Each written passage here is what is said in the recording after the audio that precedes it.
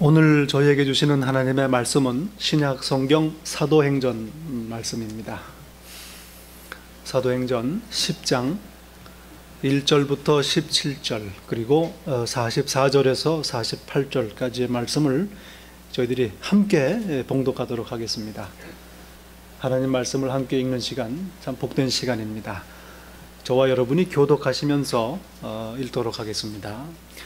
가이사랴에 고넬료라 하는 사람이 있으니 이달리아데라 하는 군대의 백부장이라.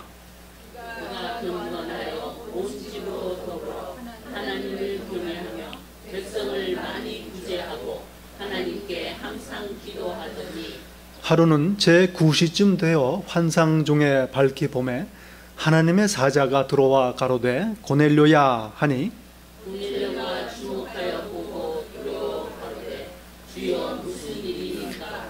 천사가 가로되 내 기도와 구제가 하나님 앞에 상달하여 기억하신 바가 되었으니 네가 지금 사람들을 요바에 보내어 베드로라 하는 시몬을 청하라. 저는 기장 시몬의 집에 우거하니 그 집은 해변에 있으리라 하더라. 마침 말하던 천사가 떠나매 고넬료가 집안 하인 둘과 종졸 가운데 경건한 사람 하나를 불러 이를 다 고하고 오빠로 보내니라. 이튿날 저희가 행하여 성에 가까이 갔을 그때에 베드로가 기도하려고 지붕에 올라가니 시간은 제6시더라. 기장하여 먹고자 하매 사람이 준비할 때에 비몽사몽하네. 하늘이 열리며 한 그릇이 내려오는 것을 보니 큰 보자기 같고 네 귀를 메어 땅에 들이웠더라.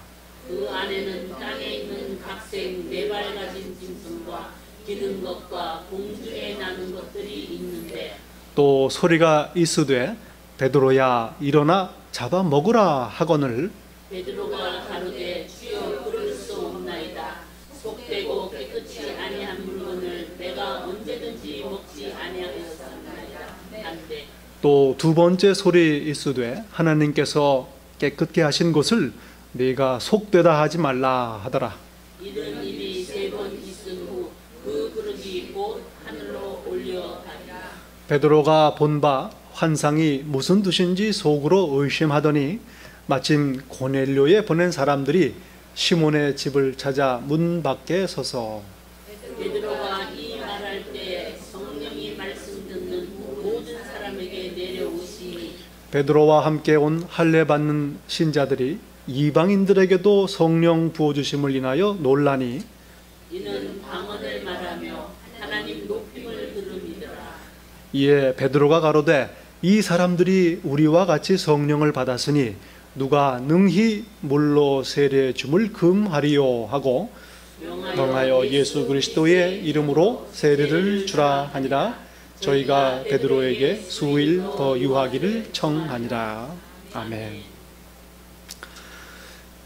최근에 한 신문 기사를 읽게 되었습니다. 은퇴하신 어느 한인 목사님께서 중심이 되셔서 6개의 미국 교회들과 더불어 미국을 위한 기도회를 7년 동안 계속 이어오시고 있다는 것입니다.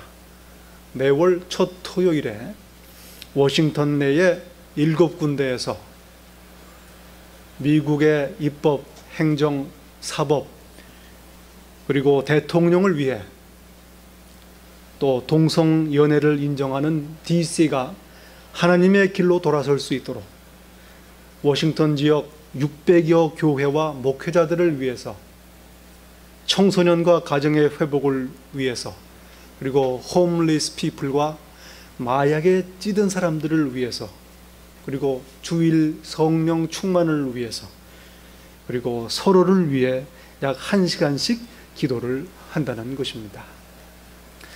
미국 참으로 기도가 필요한 때입니다. 30년이 넘게 월스트리트 저널의 편집장을 지냈던 그 로버트 바틀이라는 분이 계십니다. 이분이 이렇게 얘기를 했답니다. 만약 미국이 쇠퇴하게 된다면 그 그것은 과도한 군비 지출 때문이 아닐 것이다. 엄청난 무역 적자 때문도 아니고 떠오르는 경쟁국들 때문도 아니고 심지어는 심각한 정부의 재정 적자 문제 때문도 아닐 것이다. 미국이 쇠퇴하게 된다면 그것은 도덕적인 타락 때문일 것이다. 그렇게 이야기를 했습니다. 미국의 에듀케이션 세크레터리를 역임한 그 윌리엄 앤 베넷이라는 분이 계십니다. 이분이 미국의 도덕적인 쇠락을 보여주는 증거들을 공립학교 내에서 벌어지는 그러한 사건들에서 발견을 했습니다. 이분이 말씀합니다. 1940년대에 선생님들이 학생들을 지도하는데 가장 중점을 두었던 문제들이 무엇이었는가? 복도에서 뛰어다니는 것, 수업 시간에 껌을 씹는 것, 선생님 말씀하시는데 이야기하는 것, 이런 것들이었답니다. 그러나 오늘날 공립학교에서는 강도, 강간, 술, 마약, 임신, 그리고 자살 등의 문제에 직면하고 있습니다. 베넷은 이렇게 말을 이어갑니다. 경제가 좋아지고 일자리가 많아지고 금과 대리석으로 만든 도시에 산다 해도 우리 아이들이 다니는 학교에서 이런 일이 벌어진다면 우리는 분명히 자녀 교육에 실패한 것입니다. 참으로 심각한 이야기입니다. 그런데 더 심각한 것은 이게 이미 20년 전 이야기라는 얘기입니다. 오늘날 학교 내에서는 이 모든 문제에 더하여 무차별적이며 예측하기 힘든 총기 사건까지 발생을 하고 있습니다. 성경은 인간의 뿌리 깊고 심각한 죄성을 매우 적나라하게 지적을 하고 있습니다. 그러면 어떠하뇨? 우리는 나으뇨? 결코 아니라 유대인이나 헬라인이나 다 죄 아래에 있다고 우리가 이미 선언하였느니라. 유대인이나 헬라인이나 기록한 바 의인은 없나니 하나도 없으며 깨닫는 자도 없고 하나님을 찾는 자도 없고 다 치우쳐 한 가지로 무익하게 되고 선을 행하는 자는 없나니 하나도 없도다. 저희 목구멍은 열린 무덤이요 그 혀로는 속임을 베풀며 그 입에는 독사의 독이 있고 그 입에는 저주와 악독이 가득하고 그 발은 피 흘리는데 빠른지라. 파멸과 고생이 그 길에 있어 평강의 길을 알지 못하였다. 그리고 성경은 이렇게 선언합니다. 저희 눈앞에 하나님을 두려워함이 없느니라. 여러분, 죄가 무엇입니까? 죄의 본질은 하나님을 두려워하지 않는 것입니다. 복음주의 학자요 또 설교자이며 왕성한 저술가인 존 파이퍼 목사님은 하나님을 두려워하는 것을 이렇게 설명을 합니다. 하나님을 두려워하는 것이 무엇인가? 한겨울에 북극의 그린랜드에 오지를 탐험하고 있다고 생각해 봅시다. 눈 덮인 지역을 조사하는 중에 엄청난 빙하와 얼음이 덮인 산들이 눈앞에 펼쳐져 있는 높은 절벽의 끝에 이르렀습니다. 그때 갑작스럽게 폭풍이 몰아칩니다. 바람이 얼마나 센지 그 절벽 가장자리에 서 있는 자신을 아래로 날려버릴 것만 같습니다. 그런데 앞이 보이지 않게 몰아치는 그 눈보라 속에서 우연히 빙벽에 갈라진 틈을 찾아 그 안에 겨우 몸을 숨겼습니다. 이제 안전합니다. 그러나 그 강력한 폭풍은 계속됩니다. 얼음 틈 사이로 몸을 숨긴 채 저 아래로 펼쳐진 아득한 빙하와 산들을 휩쓰는 폭풍을 보면서 대자연의 힘과 위력을 두렵고 떨리는 심정으로 바로 코앞에서 목격하는 것입니다. 목숨을 걱정하는 두려움은 아닙니다. 그러나 장엄한 두려움은 계속됩니다. 떨림과 경외심, 그리고 감히 범접할 수 없는 거대한 위력을 온몸으로 느끼는 것입니다. 다른 것들은 생각할 여유도 없이 다 사라집니다. 이것이 바로 하나님 앞에 느끼는 두려움입니다. 폭풍 한가운데에 몸을 숨겼지만 눈앞에 펼쳐지는 그 위력을 목격하는 두려움, 바로 이러한 두려움입니다. 이때 두려움은 떨리는, 그러나 평안한 경탄으로 이어지면서 모든 사소한 것들을 다 잊어버리게 만듭니다. 그리고 진지하고 심오한 눈으로 삶을, 그리고 세상을 바라보게 만듭니다. 하나님을 두려워하는 것은 우리의 기쁨과 희락을 오히려 심화시킵니다. 오두막 바깥에 폭풍이 휘몰아칠 때에 그 안에 화롯불에 친구들과 둘러앉아 느끼는 온기는 더욱 따뜻한 것입니다. 이렇게 얘기를 합니다. 하나님을 두려워하는 것, 오늘 우리 사회에 절실하게 요구되는 것입니다. 하나님을 두려워하지 않는 사회, 우리가 두려워해야 될 문제입니다. 하나님을 어려워해야 삼가하고 주의하게 됩니다. 하나님을 예배하고 말씀대로 살게 되는 것입니다. 하나님의 심판에 대한 두려움이 아니요, 그의 거룩하시며 위대하심을 경외하며 감격하며 존경하고 사랑을 드리는 것입니다. 여기에 우리의 삶의 기초가 있는 것입니다. 베드로는 지금 가이사랴의 고넬료라는 사람의 집에서 복음을 증거하고 있습니다. 고넬료는 로마 군대의 장교입니다. 가이사랴는 당시 로마 제국의 유대 총독부가 위치하고 있던 도시입니다. 그리고 그곳에 배치되어 있던 대략 600여 명의 대대급 규모의 로마 부대는 당시 유대 지방에 주둔하고 있던 로마 군의 사령부 역할을 하고 있었습니다. 그리고 고넬료는 여기에 소속된 6명의 백부장 중에 한 사람이었습니다.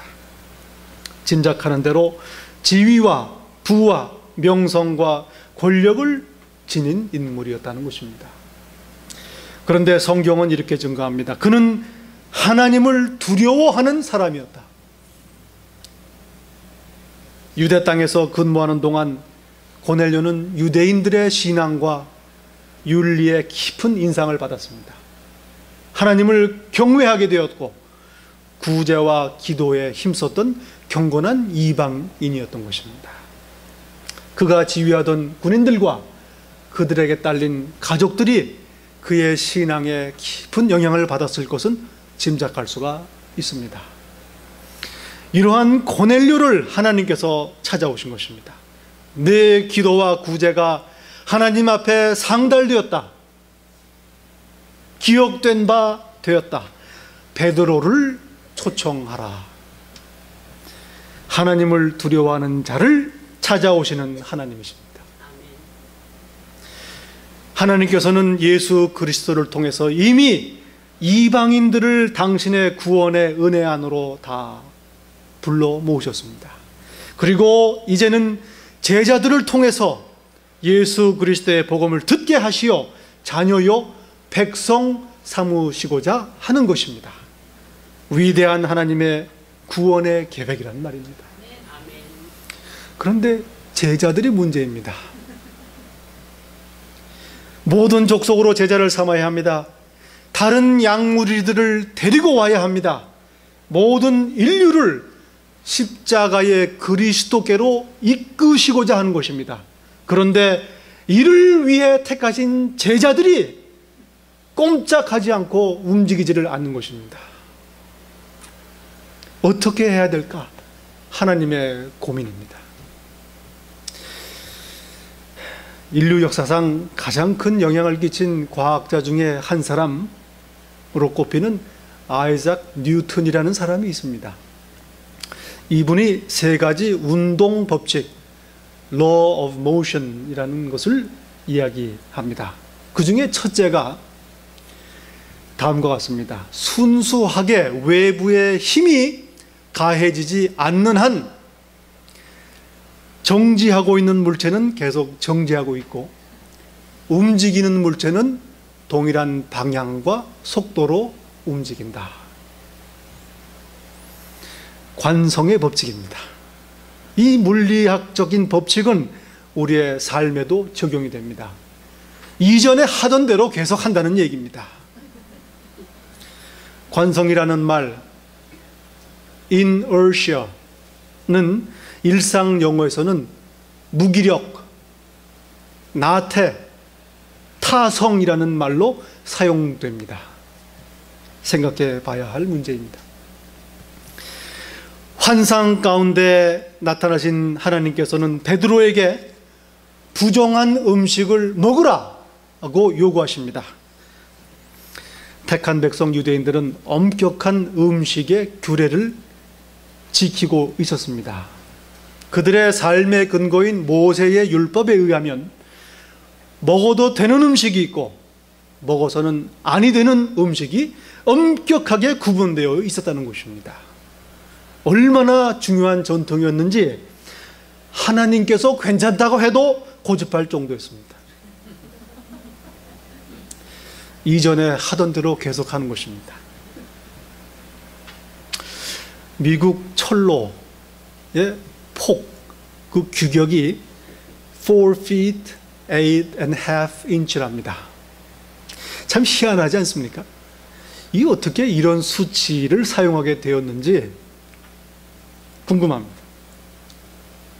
들어보니 영국에서 그렇게 사용하던 것을 미국에 정착한 식민지 시대의 영국인들이 그대로 사용을 했기 때문입니다. 영국에서는 왜 그 규격을 사용을 했을까요? 철로가 놓이기 전에 전차 선로 폭이 그랬습니다. 그 전차 선로를 만든 사람들은 그 당시에 쓰던 마차의 수레바퀴의 폭을 그대로 사용을 했습니다. 수레바퀴의 폭이 그랬던 이유는 이미 나 있던 길에 자리 잡은 마차 바퀴의 자국에 맞추기 위한 것이었습니다. 기존의 도로에 자리 잡은 그 수레바퀴의 자국은 어떻게 생겨난 것일까요? 유럽 최초의 장거리 도로는 로마 제국 때 만들어졌습니다. 로마 군대가 사용했던 병거의 바퀴 자국으로 길이 난 것이지요. 그런데 그 병거의 수레바퀴 폭이 4 feet 8.5 inch였다는 것입니다. 근데 왜 그렇게 만들었을까요? 병거를 끄는 말 2마리의 엉덩이 크기에 맞춘 결과라는 것입니다. 지금까지 그래 왔으니 계속 하는 것들, 사실 그 본래의 원래 근거는 당시 상황에 따라 생겨난 상대적인 결정이었다는 것입니다. 생각해 봅니다. 본래 우리는 식물만 먹게 하나님께서 계획을 하셨습니다.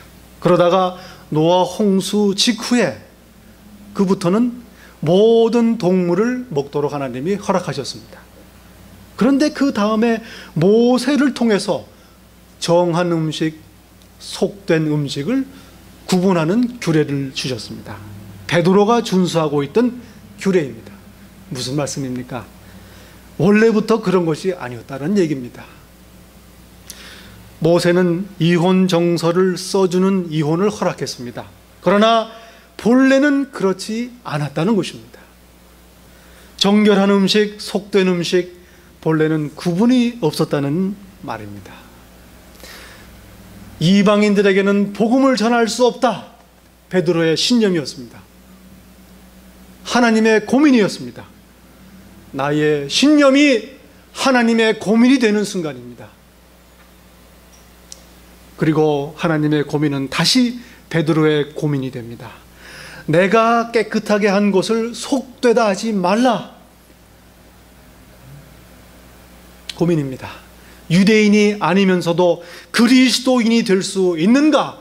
베드로의 고민은 당시 예루살렘 사도들의 고민이요, 히브리파 유대인들, 그리스도인들의 고민이었습니다.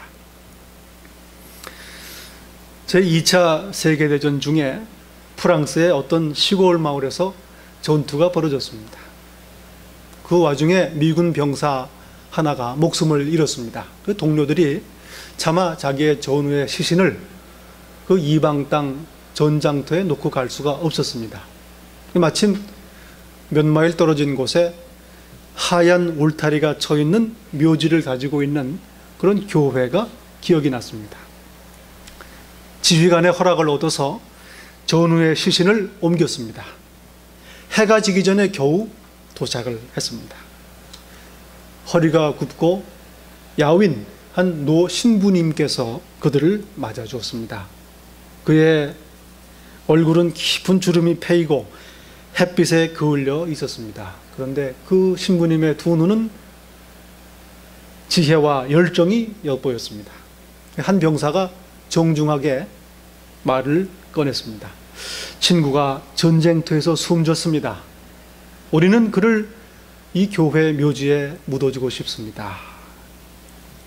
병사들이 무엇을 원하는지 신부님은 분명히 이해했습니다. 그러나 아주 서투른 영어로 이렇게 대답을 했답니다. 미안합니다. 우리와 같은 신앙을 가진 사람들이 아니면 이곳에 묻어줄 수가 없습니다.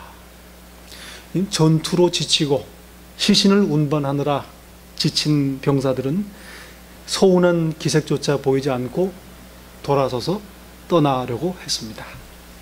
그러자 그 신부님이 그들을 불러 세웠습니다. 그렇지만 그 울타리 바깥쪽에 묻는 것은 괜찮습니다. 그 말에 다소 기분이 상하기는 했지만 병사들은 그 하얀 울타리 바로 바깥쪽에 전우를 묻고 늦은 밤에 부대로 복귀했습니다. 그 다음날 아침 상부에서 급하게 부대가 이동하라는 명령이 하달되었습니다. 마침 그 교회를 지나게 되었습니다. 병사들은 떠나기 전에 마지막으로 친구에게 작별 인사를 하고 싶었습니다. 그런데 묻은 곳을 찾을 수가 없었습니다. 당황한 병사들은 교회의 문을 두드렸습니다. 신부님이 나오셨습니다. 어젯밤 피곤하기도 하고 어두워서 그랬는지 제대로 기억이 나질 않습니다. 저기 있지 않습니까? 신부님이 가리키는 곳을 보니 친구를 묻은 곳이 있습니다. 그런데 울타리 안쪽으로 들어와 있는 것입니다. 어리둥절해하는 병사들에게 신부님이 이렇게 말을 했습니다. 어젯밤 당신들이 떠난 후에 잠을 이룰 수가 없었습니다. 오늘 아침에 일찍 일어나서 울타리를 옮겨 놓았습니다. 하나님께서 베드로에게 말씀하십니다. 일어나 잡아 먹으라. 세 차례나 반복된 이 환상 이후 베드로는 비로소 성령의 음성을 듣고 순종하기 시작합니다. 고넬료가 보낸 사람들을 영접합니다. 고넬료의 집을 향해서 길을 나섭니다. 이방인의 집을 방문하고 교제합니다. 그리고 예수님을 전합니다. 자신의 울타리가 점점 넓어지는 것입니다. 그리고 한 걸음 더 나아갑니다. 그들이 세례받는 것을 금하지 않는 것입니다. 성령이 임하시니 예수를 믿으니 어찌 세례를 주지 않겠느냐. 성령께서 주시는 깨달음과 순종입니다. 베드로의 회심입니다. 여러분 한번 생각해 봅니다. 이 고넬료 사건을 통해서 덕을 본 사람이 누구입니까? 친지를 모아놓고 복음을 들은 고넬료, 하나님의 자녀가 된 것은 물론이요, 예수님을 영접한 최초의 이방인으로 성경에 이름을 남기는 영광을 얻었습니다. 위대한 은혜입니다. 그러나 동시에 베드로 역시 큰 은혜를 경험합니다. 죽은 자도 살렸으니 내가 한다 하고 생각을 하고 있었습니다. 자부심입니다. 그러나 오히려 자신이 하나님이 하시고자 하는 일에 방해가 되고 있었다는 것을 깨닫습니다. 자부심이 회개로 변합니다. 동시에 무거운 책임감이 어깨를 짓누르고 있습니다. 내가 한다고 생각하고 있었단 말입니다. 그러나 깨닫게 됩니다. 하나님께서 하신다. 성령께서 인도하신다. 부담으로부터 자유함을 얻은 것입니다. 또한 베드로는 내가 이해해야 된다고 생각하고 있었습니다. 그러나 베드로는 이해 대신에 순종과 감격을 배웁니다. 왜 내가 고넬료에게 복음을 전해야 하는지, 하나님께서 왜 이방인들을 부르시는지 결국 이해하지 못합니다. 그러나 순종하고 목격하고 깨닫고 감격한 것입니다. 자신의 울타리가 넓어진 것입니다. 내 삶 가운데서 하나님께서는 늘 계속해서 새 일을 행하십니다. 이전에 안 하시던 일을 한다는 얘기입니다. 이전에 하시던 일을 안 하신다는 얘기입니다. 이것을 깨닫고 감격하는 것, 자신의 울타리가 넓어지는 것입니다. 더 할 수 없는 은혜인 것입니다.